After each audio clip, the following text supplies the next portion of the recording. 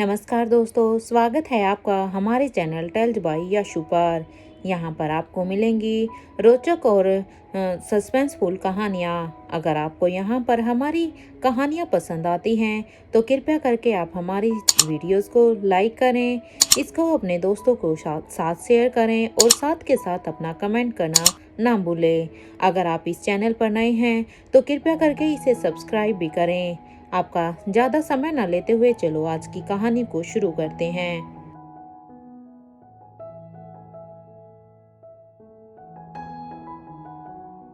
Episode में हमने सुना था कि जब धनंजय पीरामल और यहाँ पर करण गुलेरिया दोनों ही अब यहाँ पर किंग के पुराने पैलेस पर जा रहे थे, तब रास्ते में ही अब वहाँ पर करण गुलेरिया को ड्राइव करते हुए अब वहाँ पर अंजलि दिखाई देती है, जिसके अब वो गाड़ी से उतर कर अंजलि की तरफ जाते हैं। जैसे ही करण अंजलि की तरफ जाते हैं तभी धनंजय को वहां पर सामने इंस्पेक्टर विकास दिखाई देते हैं। इंस्पेक्टर विकास को देखते ही धनंजय को समझने में 1 मिनट भी नहीं लगता और वो करण को बचाने के लिए भागते हैं। कैसे हो सकता है वो अंजलि ना हो, क्योंकि अंजलि भी अब तक इन्फेक्टेड हो चुकी होगी और असल में हुआ भी वही। अब जब तक वहां पर धनंजय करण को बचाने के लिए जाते तब तक वहां पर बहुत सारे लोगों ने ही उन्हें घेर लिया था। वो मुश्किल से वहां से बचकर भागे। अब वो जब उन्हें लगा कि वो अपनी गाड़ी को लेकर दूर आ गए हैं, तब अब करण धनंजय से पूछते हैं ये सब क्या था और आखिर अंजलि और श्रेया को ये सब हुआ क्या है। करण की बातों को सुनते हुए अब धनंजय कहते हैं कि मैंने पहले ही बताया था, जब वो मीटिंग हुई थी उस मीटिंग में ये सारी ही बातें डिस्कस हुई थी। अब करण और धनंजय दोनों ही अब ऐसे ही बातें कर रहे थे। तब अब करण कहता है लेकिन अब अंजलि वो सब ठीक कैसे होंगे।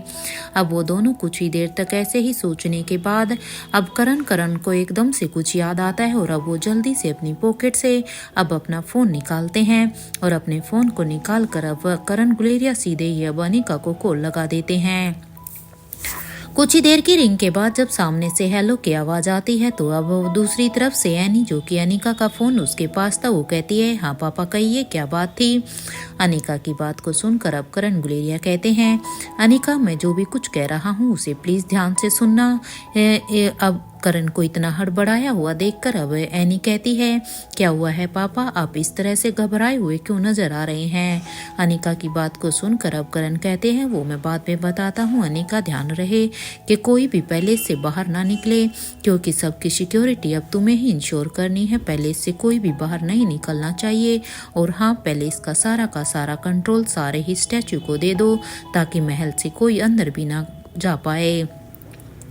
करण गुलेरिया की इस बात पर अब एनी कहती है पापा सब ठीक तो है ना, बताइए ना क्या हुआ है। अब अनिका की इस बात पर अब करण गुलेरिया कहते हैं नहीं अनिका कुछ भी नहीं, बस सब कुछ कुछ भी ठीक नहीं है। अभी तुम बस वही काम करो जो मैंने तुम्हें कहा है, क्योंकि अभी सबकी सिक्योरिटी के लिए वही सबसे जरूरी है। इसके बाद का मैं आने के बाद ही तुम्हें कहूँगा। अब करण गुलेरिया की इस बात पर अब एनी कहती है ठीक है पापा, जैसा आप चाहते हैं वैसा ही होगा। अब अनिका के मुंह से ये सब सुनते अब करण गुलेरिया कहते हैं बेटा अपना और सबका ख्याल रखना। इसके बाद अब वो उन्हें बाय बोलकर अब अपने फोन को डिस्कनेक्ट कर देते हैं।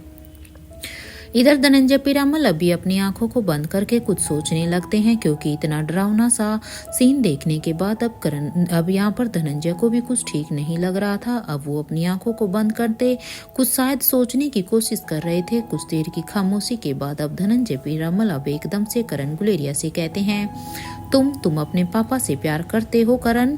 अब धनंजय ने एकदम से एक ऐसा सवाल पूछ लिया था। इस बात को सुनकर अब करण गुलेरिया बड़ी ही हैरानी से अब धनंजय पीरामल की तरफ देखते हुए कहते हैं क्या बात है, तुम मुझसे ऐसा सवाल क्यों कर रहे हो।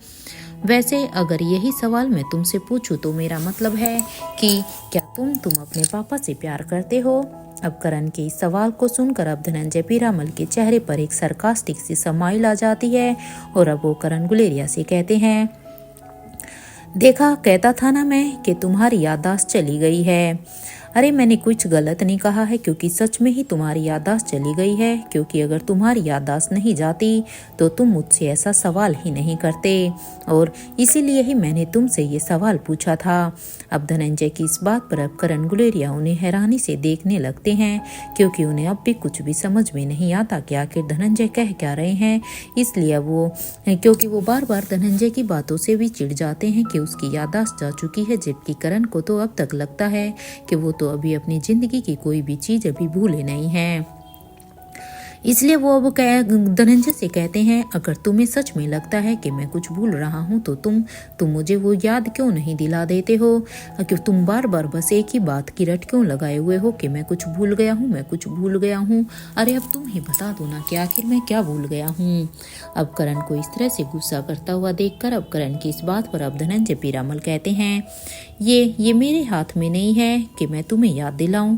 वैसे मैंने किसी से रिक्वेस्ट की है, अगर वो इसमें मेरी हेल्प कर दे तो शायद तुम्हें कुछ याद आ जाए, क्योंकि जो तुम भूले हो उसे याद दिलाने के लिए मैंने किसी को बोला हुआ है। यहाँ पर करण और धनंजय दोनों ही अब एक दूसरे से बातें करते हुए ही इधर बूढ़े किंग के पैलेस की तरफ जाने लगते हैं। तो वहाँ दूसरी तरफ एनी ने भी अभी करण के बताए अनुसार पैलेस का होल्ड अप सारे ही स्टैचू के हाथों में दे दिया था, जैसा कि करण गुलेरिया ने उसे कहा था, और साथ ही साथ वो अब अपनी तैयारी में भी लग जाती है कि उसे आर्या मूर्ति बनकर उस गांव में जाना है, और अपनी तरफ से पूरी तैयारी करने लगती है, क्योंकि वहाँ पर उसी गांव में ही वहाँ पर मोनालिसा की शादी होने वाली थी। इसलिए क्योंकि मोनालिसा ने आर्या मूर्ति को इनवाइट किया था, इसलिए यहाँ पर एनी आर्या मूर्ति बनकर वहाँ पर जाने वाली थी। तो वहीं जॉन भी अभी अपनी तैयारी में लगा हुआ था। कुछ ही देर के बाद जॉन अभी एनी से कहता है, क्या तुम्हारी बॉस से कुछ बात हुई है क्या उन्होंने उस वायरस का कोई एंटीडोट बना लिया है। अब जॉन की इस बात को सुनकर अब एनी कहती है, अभी तक बॉस ने इस काम को पूरा नहीं किया है। इस बात पर अब जॉन कहता है, आई होप वक्त रहते बॉस अपने काम को पूरा कर दे, क्योंकि अगर वक्त रहते इस काम को पूरा नहीं किया तो फिर तो सिचुएशन को संभालना बहुत ही मुश्किल हो जाएगा। फिर तो पता नहीं उस वायरस से कितने ही लोग इन्फेक्टेड होंगे और कितनी ही जाने जाएगी। वैसे मेरे साथ भूमिका जा रही है उस गांव में, तुम्हारे साथ एनी कौन जा रहा है। जॉन की इस बात पर अब एनी कहती है, मेरे साथ चिराग रहेगा, खुद अनिका मैडम ने उसे मेरे साथ रखा हुआ है। एनी की इस बात को सुनकर अब जॉन कहता है, तुम दोनों सब कुछ संभाल सकते हो, लेकिन अगर वाटर से रिलेटेड कोई भी टास्क हुआ तो इस बात पर तब तुम क्या करोगी। अब जॉन की इस बात पर अब एनी कहती है, यू डोंट वरी, मैंने बॉस से इस बारे में बात की है, उन्होंने कहा है कि वो सब कुछ संभाल लेगी, हमें आगे का सोचना है बस, क्योंकि ये किस वाटर टेक्निक की वजह से हम पीछे नहीं हट सकते। अब एनी की इस बात पर अब जॉन फिर से कहता है, चलो अब हमें दिन और रात एक करके ही उन सभी को ट्रेनिंग देनी होगी, क्योंकि हमारे पास वक्त बहुत ही कम है और इनकी प्रैक्टिस अभी बहुत ही बची हुई है। अब जॉन की इस बात पर अब एनी भी कहती है, निखिल को मैंने कुछ काम दिया है, आई होप कि उसने वो काम कर दिया होगा। ये कहते हुए ही एनी अब लैब से बाहर निकलकर अब जॉन से कहती है, लेट्स गो जॉन। जहाँ पर एक तरफ जॉन और एनी सभी को ही फिर से ट्रेनिंग देने में लग जाते हैं, क्योंकि वो दोनों अब बाहर आकर उनकी बची हुई ट्रेनिंग को पूरा करना चाहते हैं। तो वहीं दूसरी तरफ अब शीला भी उस गांव में पहुंच जाती है, क्योंकि शीला यहाँ पर अपनी पूरी तैयारी के साथ अब इस गांव में आ जाती है, जहां पर लड़की वाले उसका स्वागत में वहीं पर ही खड़े हुए थे। उन्हें ऐसे देखकर अब अक्षय वर्मा कहता है, ये पहले नमूने होंगे जो अपनी मौत का स्वागत खुद ही कर रहे हैं। अब लक्ष्य की इस बात पर अब शीला कहती है, तुम अभी अपना मुंह बंद रखो और अपने चेहरे पर एक स्माइल लेकर आओ, और वैसे भी कल सुबह तुम्हें अपने गांव के लिए निकलना है, क्योंकि तुम्हें भी तो उस गांव को अब के मिशन को अपने हाथ में लेना है। यहाँ पर ये सभी बातें कर ही रहे थे कि तभी उनके कानों में एक लड़की की माँ की आवाज़ आती है, जो कि कह रही है, आप सभी के लिए हमने सामने वाले घर में रहने का इंतज़ाम किया है। उस लड़की की माँ की बात को सुनकर इस बात पर अब शीला कहती है, थैंक यू सो मच, कल से शादी के फंक्शन शुरू हो जाएंगे। वैसे अच्छा लगा ये जानकर कि आप लोग इतने वक्त से यहाँ पेरिस में रह रही हैं।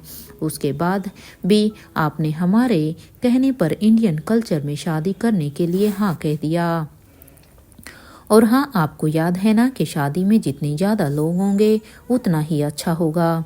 अब शीला की इस बात पर अब वो औरत कोई और नहीं बल्कि मोनिशा की माँ ही थी। अब वो मोनिशा की माँ कहती है, डोंट वरी, सभी आएंगे। इनफैक्ट मोनिशा ने तो सिर्फ अपने स्टाफ को ही नहीं बल्कि कॉलेज स्टूडेंट को भी यहाँ पर शादी में इनवाइट किया है।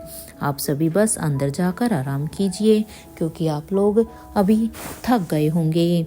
मैं आप लोगों के लिए चाय और कॉफ़ी वहीं पर ही भिजवा देती हूँ।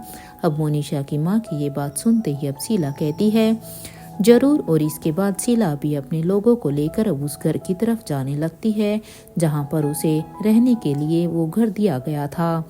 तो वहीं दूसरी तरफ अब तक हंसराज मारवा और पंकज मारवा वहाँ पर आ जाते हैं जहाँ पर आने के लिए उन्हें कहा गया था, क्योंकि उन दोनों ही बूढ़ों ने उन्हें पहले से ही लोकेशन सेंड की हुई थी।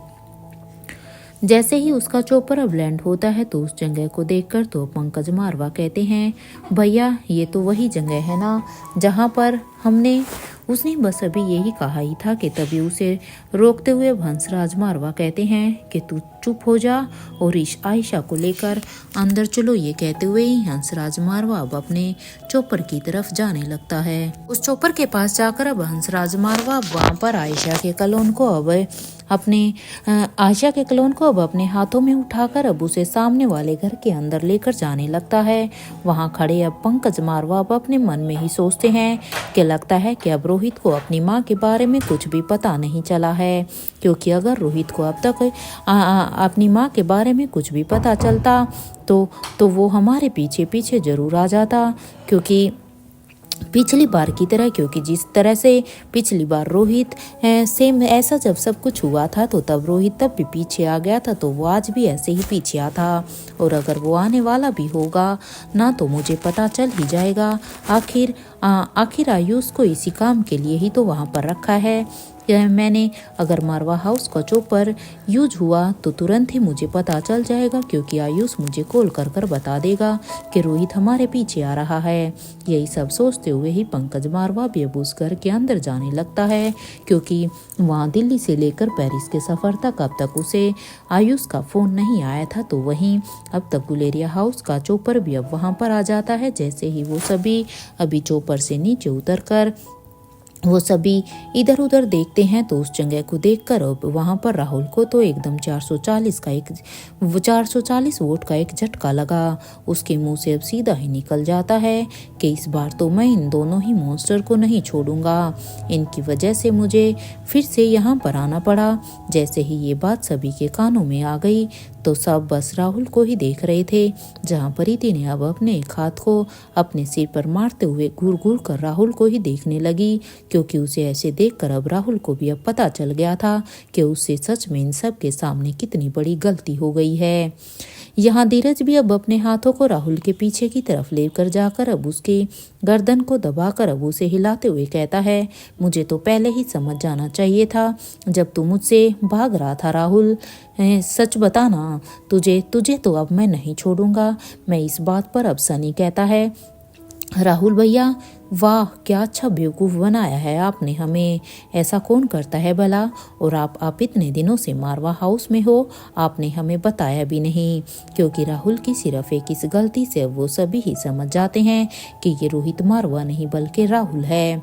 अब वो कहता है, आप मारवा हाउस में वापस आ गए हो। सनी की इस बात पर अब राहुल उसे आंख दिखाते हुए कहता है, ये कभी नहीं हो सकता है सनी, मैं उस घर में कभी भी नहीं आ सकता हूँ। अब राहुल की इस बात को सुनकर अब धीरज मारवा कहता है, क्या तुझे अपने भाई की याद नहीं आती। इस बात पर अब राहुल कहता है, सिर्फ तुम मेरे भाई नहीं हो, रोहित और सनी भी तो मेरे ही भाई हैं, और भूमिका मेरी बहन है। लेकिन मुझे किसी से कोई भी मतलब नहीं है। इस बात पर अब सनी कहता है, लेकिन आपको रोहित भैया से तो मतलब है ना।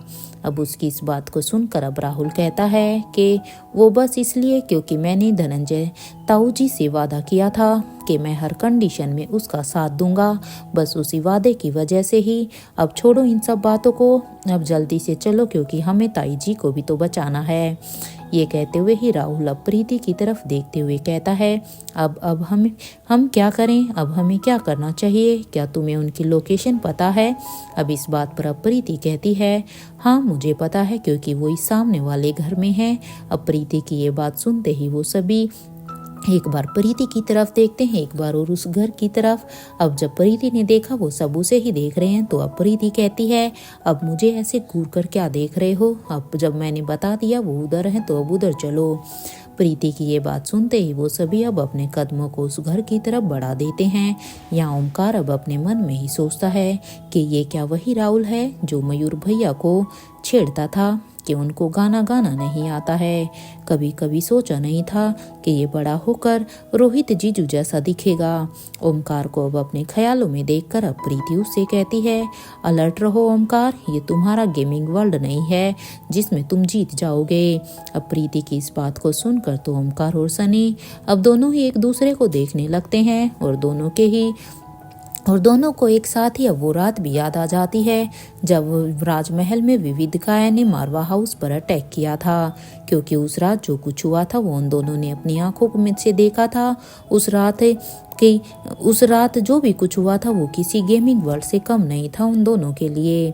वो दोनों अभी अपने ख्यालों से बाहर आते हुए ही अब सभी के पीछे पीछे जाने लगते हैं और वो सभी अभी इधर उधर हो जाते हैं और अब वो उस घर के आसपास कुछ ढूंढने लगते हैं, जैसे कि वो देख सके कि अंदर क्या हो रहा है। ढूंढते हुए ही अब राहुल और प्रीति को वहां पर एक खिड़की दिखाई देती है, तो वो अब दोनों अब बड़े ही ध्यान से बिना किसी आवाज के अब उसे खोलने की कोशिश करते हैं ताकि वो उस खिड़की से कुछ देख या सुन सके।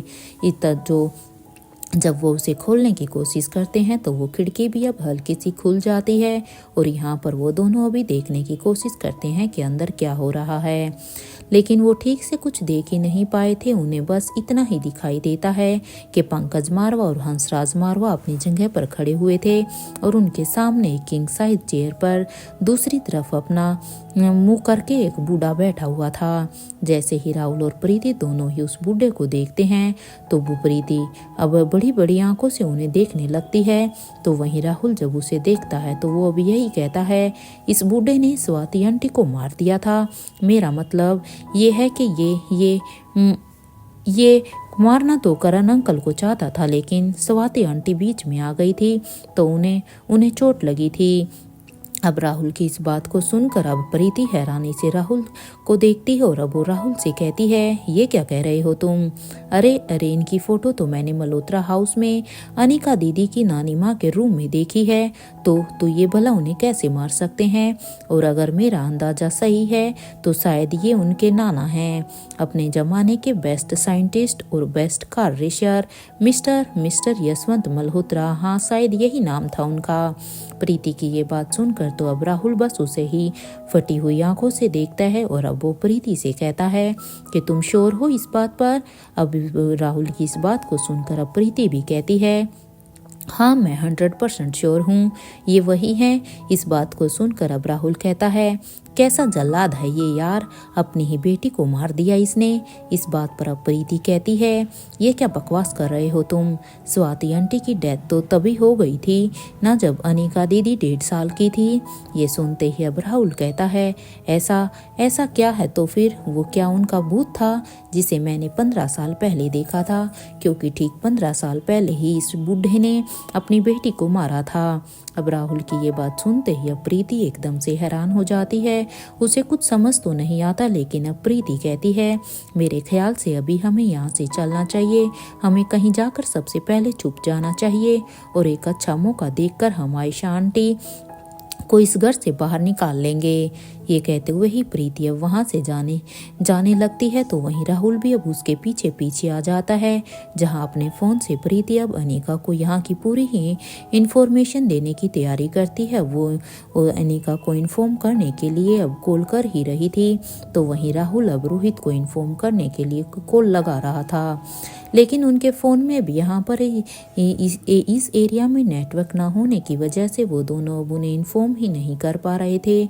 जहाँ बाहर ये सब हो रहा था तो वहीं उस घर के अंदर अब हंसराज मारवा अब गुस्से में कहते हैं, कहाँ है वो, उन्हें बाहर निकालिए, मेरी ज़िंदगी को बर्बाद करके क्या मिल गया उन्हें। हर बाप अपने बेटे की खुशियों खुशियों की कामना करता है, और एक ये बाप है जो अपने ही बेटे की जिंदगी को दांव पर लगा दिया है इसने। मैं पूछता हूँ कि आखिर क्या मिल गया इनको। अरे उस फर्टीचर आयशा में जो उसकी शादी मुझसे करवाने के लिए मेरे पीछे ये लगे हुए थे। अब तक हंसराज मारवा ने काफ़ी बकवास कर ली थी, इसलिए अपनी जगह से उठकर अब यशवंत मल्होत्रा ने अब अपनी पॉकेट से गन को निकाला और उसे हंसराज मारवा की तरफ निशाना लगाते हुए कहा, मेरा निशाना देवराज की तरह नहीं है, ध्यान रहे, लेकिन इसका ये मतलब बिल्कुल भी नहीं है कि तुम मेरी गोली से बच जाओगे। याद है ना, या भूल गए हो कि तुम्हारे भाई धनंजय पीरामल का क्या हाल किया था और कैसी मौत दी थी उसे कि खुद की मौत को भी अपने आप से डर लगने लगे। अब उस बुढ़े की ये बात सुनते ये हंसराज मारवा कहते हैं, मौत तो आपने उसके बेटे को भी दी थी ना, लेकिन क्या हुआ, वो तो बच गया। और इतना ही नहीं, वो तो आपके होने वाले दामाद का दामाद भी बन गया है। वैसे करण गुलेरिया तो आपके दामाद नहीं बन पाए, लेकिन हाँ, गौतम गुलेरिया आपका दामाद जरूर बन गया है। इस बात पर अब यशवंत मल्होत्रा ने अपनी बंदूक को ऊपर की तरफ किया और उसे हवा में ही फायर करते हुए कहता है, तुम्हारा बाप एक बात तो सही ही कहता है कि उसे अपने बेटों पर भरोसा नहीं है। वैसे तुम दोनों इस लायक हो भी नहीं कि कोई भरोसा कर सके, और जो लायक था और जो हमारे काम आ सकता था उसके ऊपर तो अच्छाई का एक भूत सवार था। चला था सरजी की टक्कर लेने के लिए, लेकिन क्या हालत की थी हमने उसकी और उस करण गुलेरिया की। समझ में ही नहीं आता है कि आखिर करण गुलेरिया उस समय कैसे बच गया। अब उसकी बुड्ढे की ये बात सुनते ही अब पंकज मारवा कहता है, सोच तो मैं भी इतने सालों से ही यही रहा हूँ कि 15 साल पहले जब हमने धनंजय, रोहित, आयशा, करण और स्वाति इन सभी को ही मौत के घाट उतारा था, तो ये सभी जिंदा कैसे बच गए। मुझे भी आज तक ये पहेली समझ में ही नहीं आती है, क्योंकि इनको इतनी ज़बरदस्त मौत देने का जो प्लान बना था, इतनी ज़बरदस्त प्लानिंग के बाद भी ये हमारी आंखों के सामने है। हमें जब उनके ऊपर वार किया था तो उसके बाद क्या हुआ था, इस बात को सुनकर अब हंसराज मारवा कहता है, मुझे तो बस इतना ही याद है कि उस समय एक बहुत ही ज़बरदस्त तूफान आया था। इसके बाद का मुझे कुछ भी याद नहीं, क्योंकि जब तक हमने उन लोगों की ऐसी हालत की थी तभी एक ज़ोरदार तूफान के आने से वहाँ पर शायद सब कुछ बदल गया था। क्योंकि इसके बाद तो मुझे इतना ही याद है कि मेरी जब आंखें खुली थी तो मैं मनाली के लाइफ केयर हॉस्पिटल में था, क्योंकि जिस जगह पर यह सब हुआ था उस जगह तो मैं था भी नहीं। अब उसकी इस बात पर अब यशवंत मल्होत्रा कहते हैं, इसके लिए तो अब हमें सर जी को थैंक यू बोलना चाहिए, क्योंकि तुम अगर उस हॉस्पिटल में थे तो सर जी ने ही तुम्हें बचाया है। इवन तुम्हें ही नहीं बल्कि हम सबको, क्योंकि अगर सर जी वहाँ पर नहीं आते, अगर सर जी वहाँ पर नहीं होते तो फिर तो शायद हम भी उन सब की जगह वहीं पर ही मर जाते।